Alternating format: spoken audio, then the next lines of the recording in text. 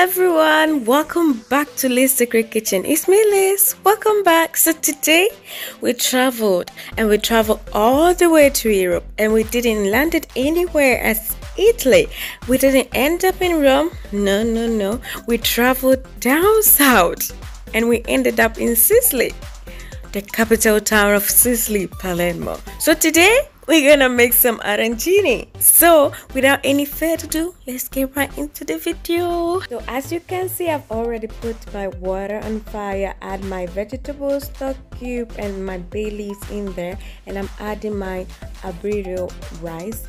Arborio rice is the best rice for risotto because they are very creamy and they've got this delicate taste. Okay, so now I'll go ahead and dissolve my sulfur in water because we're gonna use this one later on, okay, when the rice is completely cooked. So when it comes to arancini, there is this concept of how the rice should be cooked, because sometimes it end up being undercooked or overcooked and stuff and that.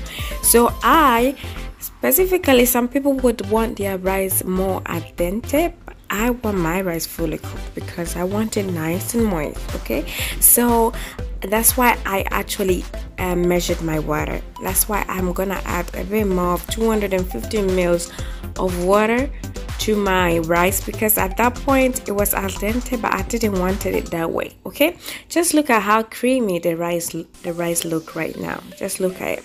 So at this point my rice is good. Okay, it's perfect to go. All right, you don't want it to be too dry. So I'll go ahead and add half of my 80 grams of butter. So I'm gonna use 40 grams of butter. I will stir that in, okay, and then I'll go ahead and add my sulfur water. I add like about 5 teaspoons of it into the rice, so it gives it very nice golden yellow color. But I'll go ahead and add it gradually to make sure that it's well combined in my rice. Okay, so that's what I'm doing at the moment, adding it and then stirring my rice. Okay, so after that I'll go ahead and add my parmesan cheese. Okay, with the parmesan cheese I'll go gradually. I'll add a little bit in, stir it, and then add the remaining, just like that, just going through it slowly. Okay, so that's what I'm continuing to do. Okay, so adding my parmesan cheese. Okay, so I'll stir everything right in. So after stirring in my parmesan, I will transfer my rice onto a baking tray. You can transfer it on anything that will help it to cool down. Okay, I will let it cool down, and then I will move on to my filling, which is my beef sauce. So we're gonna make two fillings, one with ham and cheese and bechamel sauce, and one with beef sauce, which is also beef stew, which is also called ragu.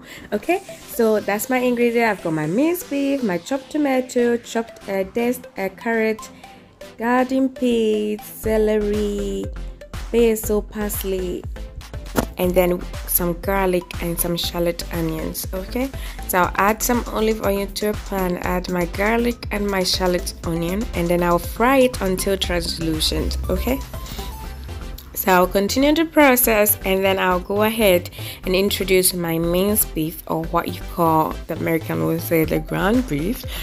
And I'll add my ground beef or minced beef in there, and then I'll fry it until it's gray. Okay, and then I'll continue the process from there.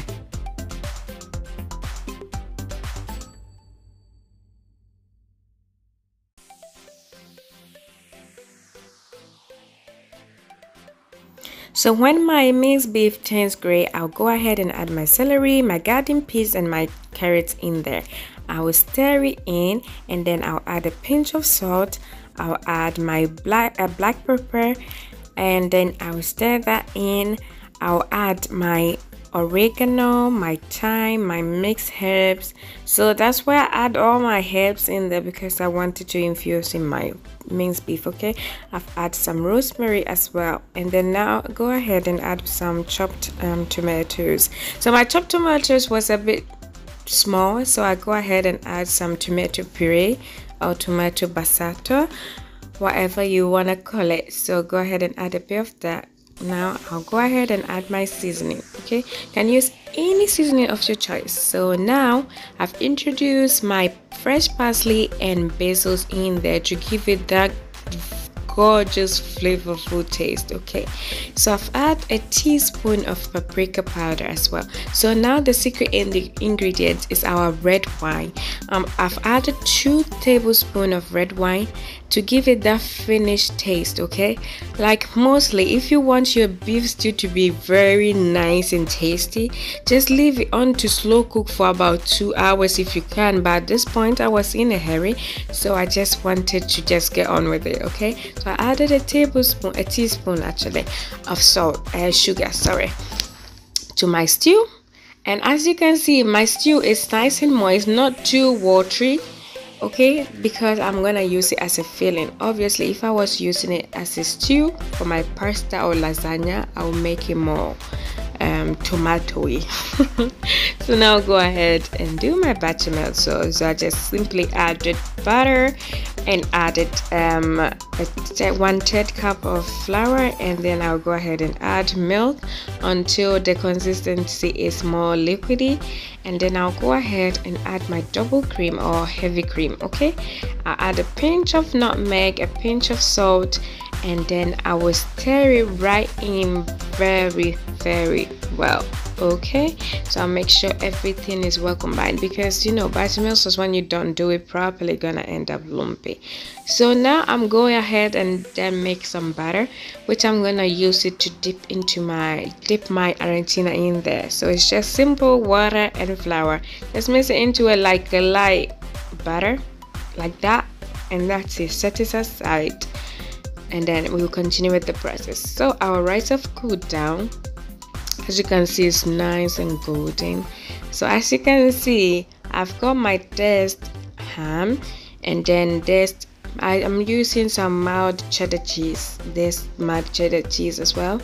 So as you can see, I just scoop some rice, okay, mold into a bowl, and then make a well in it. Okay, dig a well in it, like a hole in it, and then put my filling in there. So with the filling of the cheese and ham, that's where I add my bechamel sauce, okay, to give it like that creaminess in there. Okay, so I put my cheese and ham into like a pyramid shape so that I can differentiate between my beef filling and my ham and cheese filling. So that's why I'm putting it in like a coney pyramid shape, okay, so that I can differentiate between it. So now I've got my breadcrumbs in there, okay, and I add a pinch of salt to my butter and my breadcrumbs. So what I'm literally doing, dipping my rice ball in the butter, and then I'll put it in my breadcrumbs, roll it over in there, swirl it all around to make sure that it's fully covered in breadcrumbs. Okay, so you don't need any eggs or flour or anything with this one. It's just so simple. Make your butter, and that's you are good to go. So all is done, so we go ahead and fry our arancini. Oh gosh, we are almost there, guys. So now I'll put my arancini in there. So I like to put it on my frying thingy before I put in the oil, because I don't want to splash oil everywhere. Okay, got to be extremely careful. Okay, so be cautious. All right, so switch the way around. So I'm gonna fry it for about 5-7 minutes, because our rice is already cooked. All I need to do is just get the breadcrumbs nice and crunchy. That's why we just frying this. Okay, so I'll just fry it for that 5-7 minutes, and then I will take it out of the oil.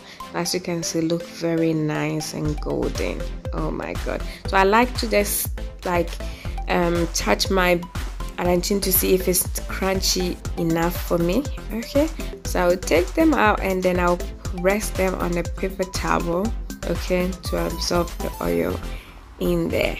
So that's basically what I'm doing. So that's it. It looks so gorgeous.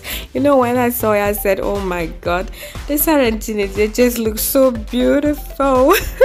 I don't want to eat them, but ooh, I want to eat them. Okay. So that's what we're doing right now.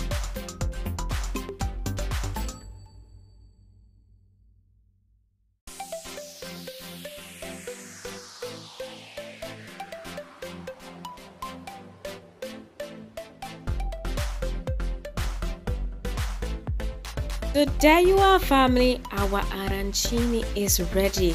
Simple, right? It's very simple, super easy, and you don't need so much to do it. Just look at it. It's very nice and moist, like the taste of our parmesan to the beef sauce. Oh, look at the ham and cheese filling. Ooh, so creamy. Thank you so much for watching. Please like, share, comment, and subscribe. And until next time, take care. See you in my next video. Bye.